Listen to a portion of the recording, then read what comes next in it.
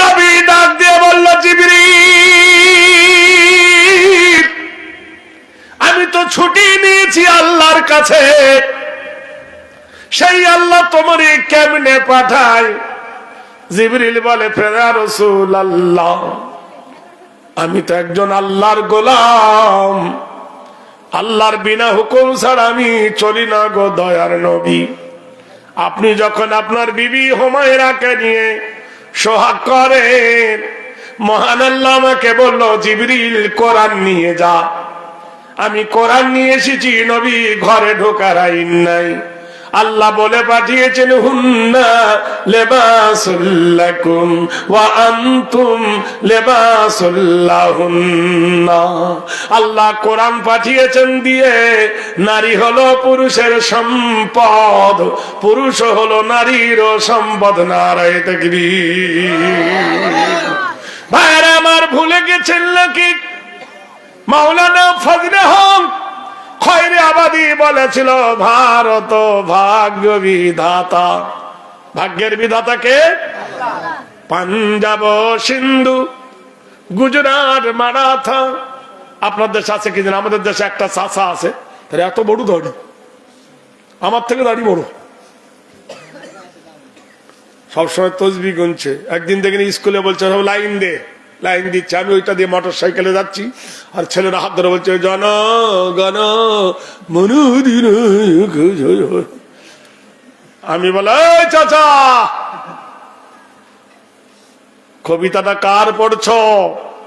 দাড়ি অত বড়, মুখে নবীর সুন্নত, আর তুমি এই চাকরির জন্য সাপোর্ট দিচ্ছ, জনগণ মনুদিন জয় হে। বলে কি করবো, না করলে চাকরি থাকবে না। আশ্চর্য কথা। চরিতার্থ যদি হইয়া যাবি নীল গগনের আলো, তাহার থেকে স্বাধীন মরণ হাজার গুণে ভালো। ফজলে হকের হাতে দড়ি, পায়ে বেরি, জেলখানার ভিতরে বলল, বল পাঞ্জাব, সিন্ধু, গুজরাট, মারাঠা, দ্রাবিড়, উৎকল, বঙ্গ, বিন্দ, হিমাচল, যমুনা, গঙ্গা, উচ্চল জলধি তরঙ্গ। বল জমির ফসল কে ফলায়? মাওলানা বললেন, আল্লাহ। কিন্তু ভারতের কবি বলল, ইংরেজ তোমার নামে জমির ফসল ফলে। নদীর জোয়ার কে আনে? আল্লাহ। কোরআনে আল্লাহ বলছেন, আল্লাহ বলছেন কোরআন শরীফে, আমি আল্লাহ আকাশ হইতে পানি বর্ষণ করি, আমার পানি জমিনে বর্ষণ হয়, তোমরা যা বপন করো তার অত্যাধিক ফসল আমি আল্লাহ দিই। ফসলকে ফলায় জমিদারের মতো দেয় না জমিন চাষ, তাইতে ফসল ফলে না রে দুঃখ 12 মাস।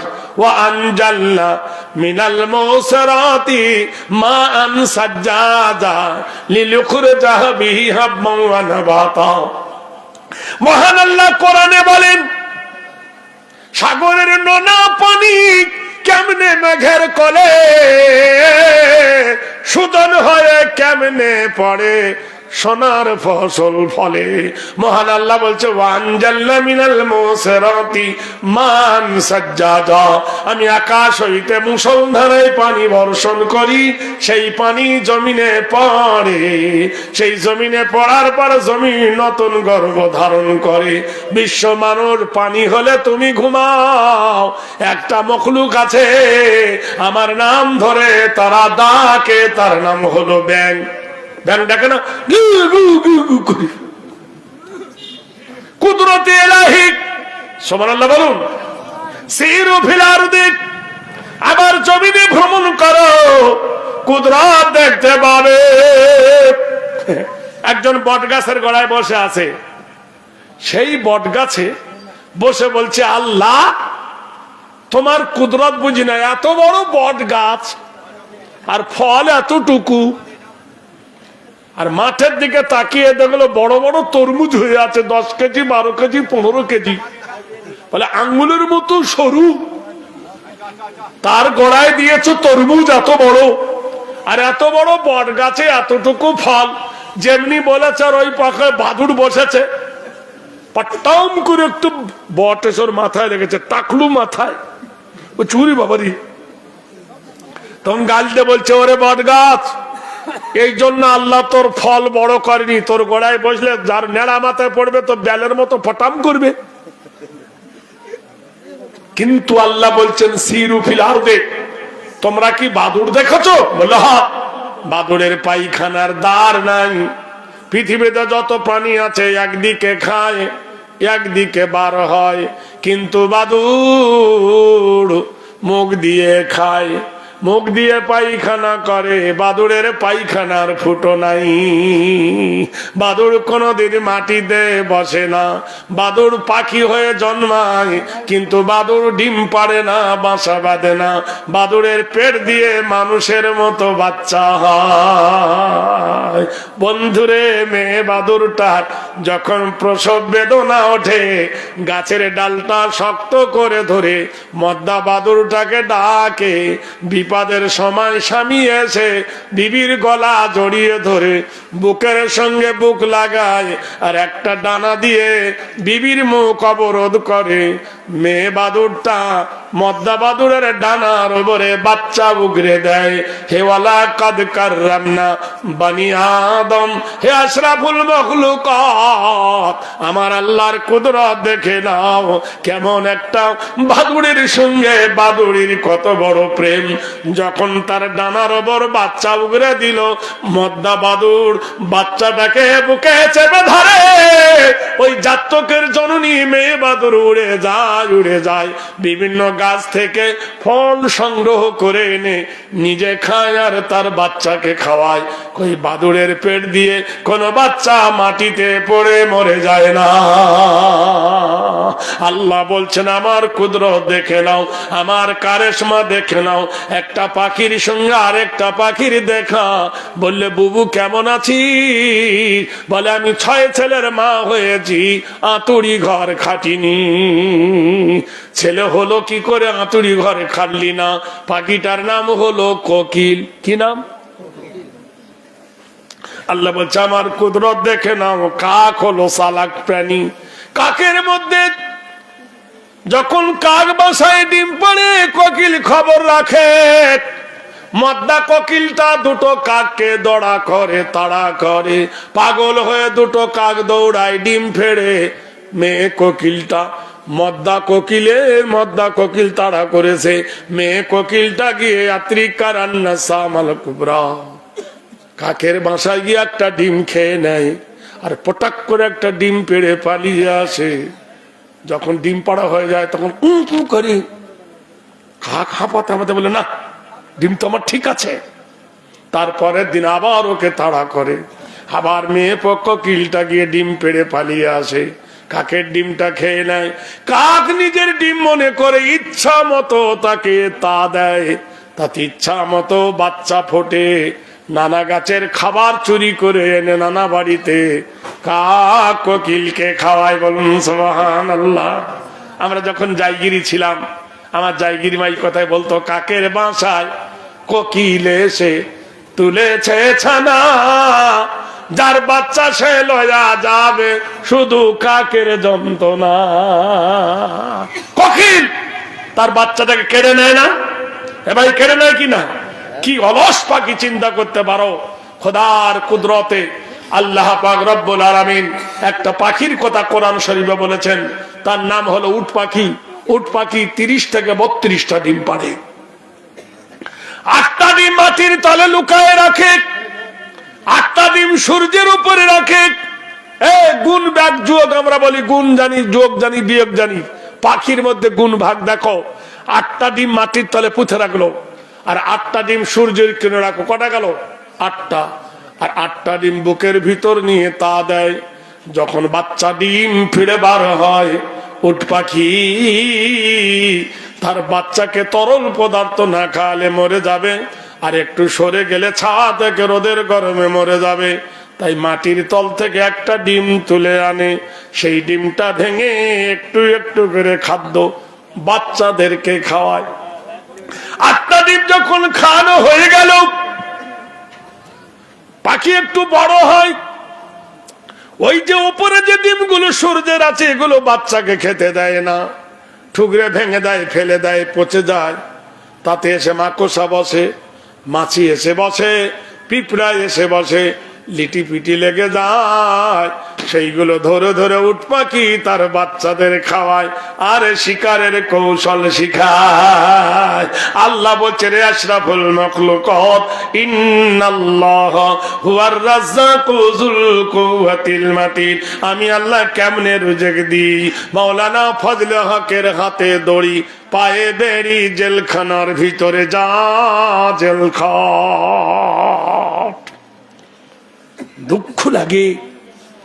সৌদির বাদশাহ বাবরি মন্দিরের রাম বনইতে সোনা দিয়েছে ক কেজি জানো? 16 মণ।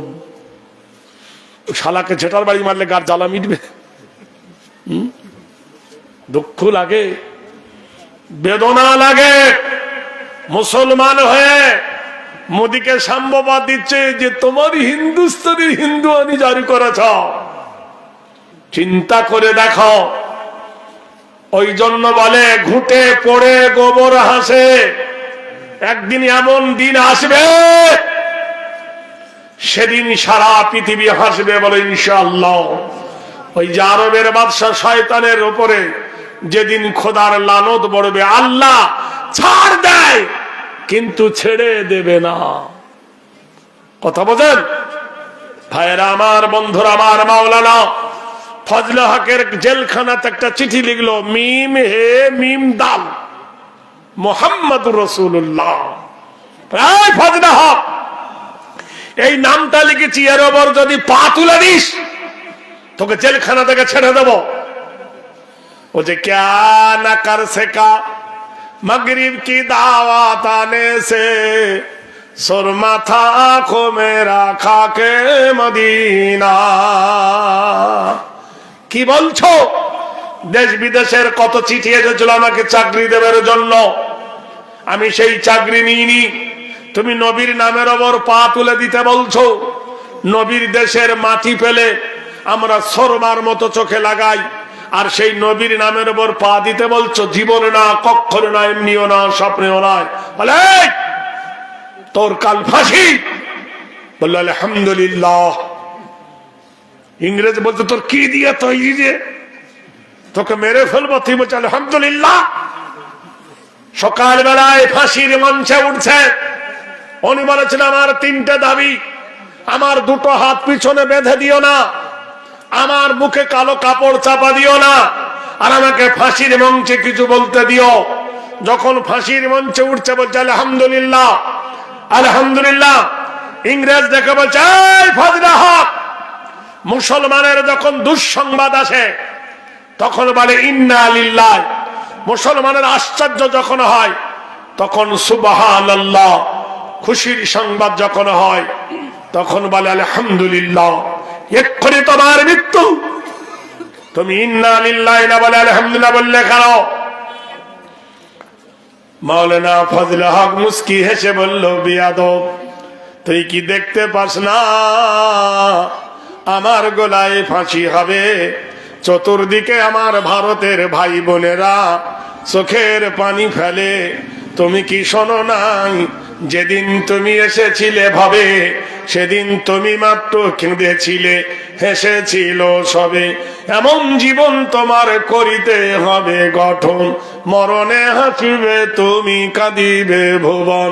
ওরে মালাউন, তুই কি দেখতে পাচ্ছিস না আমার চতুর্দিকে ভারতের ভাই বোনেরা তারা কাঁদতেছে, আমার গলায় ফাঁসি হবে। এটা মরণ নয়, এটা হলো দিদারে ইলাহি। ইংরেজ দাঁতে কলম ধরে বলল, না না না ফজলে হক, তোমাকে ফাঁসি দেওয়া যাবে না, তোমাকে মেরে ফেলা হবে না, তোমাকে দিবান্তরে দেওয়া হবে। আন্দামান দ্বীপপুঞ্জ নিকোবর, আন্দামানের জেলখানাটা হলো 2700 বিঘে। 2700 বিঘে জেলখানা আল্লাহ আমাকে নিয়ে গেছে, আমি দেখেছি বন্ধু। আমি বছরে 3 জায়গায় সফর করি, একটা হলো বৃদ্ধা আশ্রম। সেদিন গিয়েছিলাম বৃদ্ধা আশ্রমে। বৃদ্ধা আশ্রমে বড় দুঃখ ছিল, মনে করেছিল ইউটিউবাররা যাবে, ভাইরাস করব, কিন্তু কাউকে ঢুকতে দিল না। কাউকে ঢুকতে দেয়নি, মোবাইল নিয়ে কাউকে দেয়নি। আমারও মোবাইল ছিল, তা আমি সব জানি না, আর এগুলো আমি করি না। এখন কোমরে বেঁধে নিয়ে যায়, কথা বলেন, ও আমার স্বভাব নয়। ওরা করছে করুক, ওরা আল্লাহর রাস্তায় আসছে, ওদেরকে বাধা দিব না। যেহেতু ওদের যদি আল্লাহ 2 টাকা যদি দেয়, ওরা তো বেকার, কথা বোঝেন কিনা, তো ওদের বাধা দিয়ে কি দরকার, করুক না ওরা, ওরাই তো আমাদের ছোট ভাই। ওদের এই জন্য আমি কারোর কোনোদিন বাধা দিই না। তো জেলখানার ভিতর ঢুকতে দিলাম, বৃদ্ধা আশ্রমে গিয়ে দেখছি, বিশ্বাস করেন 75টার মতো লোকের সঙ্গে দেখা হলো। 75টার মধ্যে হলো 5টা হলো হিন্দু আর 70টা মুসলমান। আমি গিয়ে বলছি, ও চাচিমা, ও চাচিমা কেমন আছো? বলছি, কেমন আর থাকবো বাপ। হাউ হাউ করে কাঁদল। কেন, তোমার বেটা নাই? বলি, বেটা জন্ম দিয়ে নাই, পেটে কুকুর জন্ম দিয়েছিলাম, কুত্তা জন্ম দিয়েছিলাম। আমি মনে মনে করছি, গরিবের বেটারা আলেম হয়, আর বড় লোকের বেটারা মাস্টার ডাক্তার হয়। এজন্য তাদের মা দে বৃদ্ধাশ্রমে দেয়। একটা গরিবের মা বাপকে বৃদ্ধাশ্রমে দেয়নি, সব হলো মাস্টার ডাক্তার ইঞ্জিনিয়ারের মা। আমি মনে মনে করছি, একটা কথা বলি এরা রেগে যাবে, তাহলে আমার জলসায় টাকা দিবে না, কথা বুঝেন। আমি মনে মনে করছি, গরিবরা তারা মায়ের দুধ খায়, গরিবরা মায়ের দুধ খায়। তুমি তো মাস্টার বেটা পালন করতে গেছ, নিজের দুধ খাওয়ায় নাই, কাটিং ভেঙে যাবে। কি ভেঙে যাবে? এই কি ভেঙে যাবে? বুকের কাটিং ভেঙে যাবে। তার জন্য কোটর দুধ খাইয়েছ, গরুর দুধ খাইয়ে গরু মানুষ করছো, জানোয়ারের দুধ খাইয়ে জানোয়ার মানুষ করছো। এই জন্য বৃদ্ধাশ্রমে তোমাকে দিয়েছে। তুমি যদি বুকের দুধ খাইয়ে মানুষ করতে, এমন হতো না, হতো না, হতো না, কিন্তু বলতে পারলাম না। ভাইরা আমার, বন্ধুরা আমার, বন্ধুরে না দেখলে বুঝতে পারা যাবে না। তুমি যাও দিবান্তর, আন্দামান দ্বীপপুঞ্জ নিকোবর চলে যাও। সহশ্রম কারাদণ্ড জেল হলো ফজলে হকের। কাঁচা চুলে ঢুকেছে, পাকা চুলে ছাড়বে, লাইফার জেল। জেলখানার ভিতরে সহশ্রম কারাদণ্ড। কি দেওয়া হলো?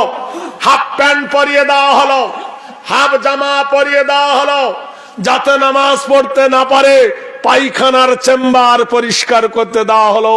ওই টয়লেটের গু টিনে করে মাথায় করে বইবে, আর টস টস করে গা পড়বে, যাতে নাপাক শরীরে থাকে, আল্লাহকে যেন ডাকতে না পারে। কি দুঃখ, কি বেদনা মুসলমানদের ওপর চলে গেছে। দেখো, জেলারু চলে গেল, নতুন জেলারু এসেছে। নতুন জেলারু এসে দেখলো জেলখানার ভিতরে কোরআন শরীফের একটা পাতা পড়ে আছে। জোরে বলুন সুবহানাল্লাহ। উনি কোরআনের পাতাটা তুলে নিয়ে বলছে, ভাই এতে কি আছে একটু বলে পড়াতে শোনাতে পারো? ওরা বলে শোনাতে পারো, ওরা বলে শোনাতে পারো। ওরা বলছে এটা পড়ছি, এটা আরবি, আল্লাহর কালাম।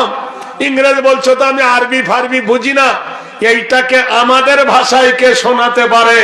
সবাই বলল, দেখো জেলখানা একজন আছে ফজলে হক, পারলে ওই পারবে। জেলারু গিয়ে বললেন, ভাই আমার এই কাগজে কি লেখা আছে, আমাকে একটু পড়ে শোনাতে পারবেন? উনি বললেন, ভাই আমার গোটাই শরীর নাপাক, আমাকে দেওয়া হয়েছে সহশ্রম কারাদণ্ড, আমাকে পায়খানার চেম্বার পরিষ্কার করতে দেওয়া হয়েছে, দেখছো না মাথায় গু।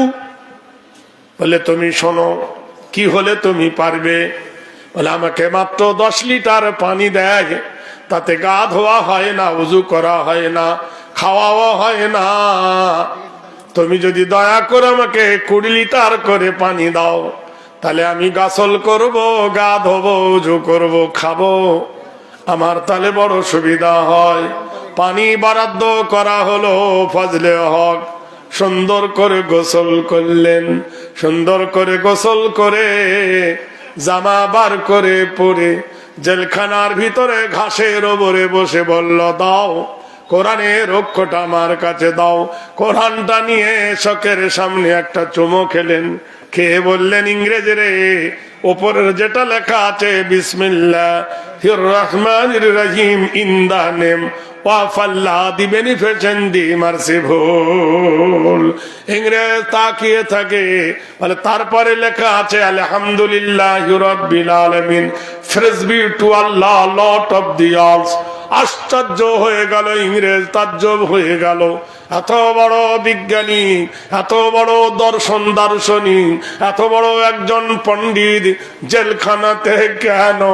উনি বলল, জেলখানাতে শুধু এই জন্য, জাতীয় সঙ্গীতের বিবাদের জন্য। বলল, ফজলে হক শোনো, তোমাকে জেলখানা থেকে মুক্ত করে দিতে পারি। উনি বলল, ইংরেজ, না না, আমার সঙ্গে 17 জন জেলে এসেছে, তাদের সবাইকে যদি মুক্ত করো তবে জেলখানা হতে মুক্তি পেতে চাই। আমি একা মুক্তি পেতে চাই না, পেতে চাই না। আমি স্বার্থপর নয়, আমি বেঈমান নয়। তবে একটা কথা আমার শোনো, আমার একটা অনুরোধ শোনো। আমি যখন জেলখানাতে এসেছিলাম, আমি জেলখানা আসবার সময় 1-2 কালি এনেছিলাম, আর কঞ্চির কলম এনেছিলাম, আর আমি কিছু কাগজ এনেছিলাম। কিন্তু জেলখানার জেলারুরা আমার দুয়াতটা ফেলে দিয়েছে, আমার কাগজগুলো ছিঁড়ে ফেলেছে। ও জেলখানার জেলারুরে, আমাকে প্রতিদিন সকালে সন্ধ্যে চাবুক মারতো, সেই চাবুকে আমার গা কেটে রক্ত বার হতো। আমি কাগজ পাইনি যে কাফনটা আমি এনেছিলাম, যে কাফনটা মরণের পরে পরব বলে এনেছিলাম, সেই কাফনের ওপরে আমি কঞ্চি দিয়া, আমি আমার রক্ত ছুবড়ে ছুবড়ে, বেতের আঘাতে হাত পা কেটে গেছে, আমি রক্তে কঞ্চি ছুবড়ে ছুবড়ে আমি আমার কাফনের ওপরে ভারতবর্ষের মুসলমানদের ইতিহাস লিখেছি, মুসলমানদের জানিয়ে দিয়েছি। ও মুসলমানেরা, ও মুসলিমরা, শুনে নাও, একখানা রুটির জন্য যদি তোমার স্বাধীনতা হারিয়ে যায়, তার থেকে জেলখানায় মরে যাওয়া 1000 গুণে ভালো। তবু খ্রিস্টানের গোলামি করো না, তবু ইহুদির গোলামি করো না, বেদিনের গোলামি করো না। The king of mankind, the God of mankind, নারে তাকবীর। ভাইরা আমার, বন্ধুরা আমার, যে মুসলমানদের গড়া মসজিদ ভেঙে আজ ওরা তুসমাত করে দিয়েছে, আল্লাহর নবী বলেছেন, বানাল্লাহু লাহু বাইতান ফিল জান্নাহ। নবীকে যদি ভালোবেসে থাকো, 20 জনের কাছে আমি বলবো, আল্লাহর মসজিদের জন্য কে প্রথম 1000 টাকা দেবে, প্রথম তার জন্য দোয়া করব। কে প্রথম 1000 টাকা, একজন হাত তোলেন, তার জন্য একটু টাটকা দোয়া করব আমি আল্লাহর হস্তে। ইন্নাল মুনাফিকিনা ফিদ দারকিন আসফালি মিনান নার। ফিলিস্তিনের কথা বলবো আপনাদের কাছে, কি অবস্থা তাদের চলছে। আমার ভাই, এই দেখো, ছিল এখানেতে 1000 টাকা দিল প্রথম আমার হাতে, নবীজির সাথে খোদা দিও গো জান্নাতে। একটা খালা, ওর ছেলে পা ভেঙে গেছে, পূর্ণিয়াতে। আমার আগে খালা, তার ছেলে পা ভেঙে গেছে, পূর্ণিয়াতে ডাক্তার বাড়ি হসপিটালে আছে। এই দেখো 1000 টাকা দিল দান, এ দানের খোদা তুমি দিও প্রতিদান। একজন 500 টাকা দিয়েছে, বাবা, একজন বাবা ভাই মারা গেছে, তাহারও কারণ 500 টাকা দিল ওগো নিরঞ্জন। আল্লাহ তুমি দিও তার শান্তি ও সুজন। একজন দিয়েছে গলার হার, এর নাম হলো ইকদুন, মানে হার। একজন হাতের দিয়েছে টিকা। আল্লাহ তার মনস্কামনা তুমি পূর্ণ করে দিও, যে আশায় দিয়েছে খোদা কবুল করে নিও। এ ভাই, কেউ আছে একজন 3 নম্বরে 1000 টাকা তোমার মা আর বাপের জন্য, নগদ না পারো বাকি লিখাও, পরে দিও। তেল দোকানে বাকি, চাল দোকানে বাকি, গোশ দোকানে বাকি, কত বাকি থাকে। আল্লাহর ঘরে নিয়ত করে নেন, 3 নম্বরে 1000 টাকা।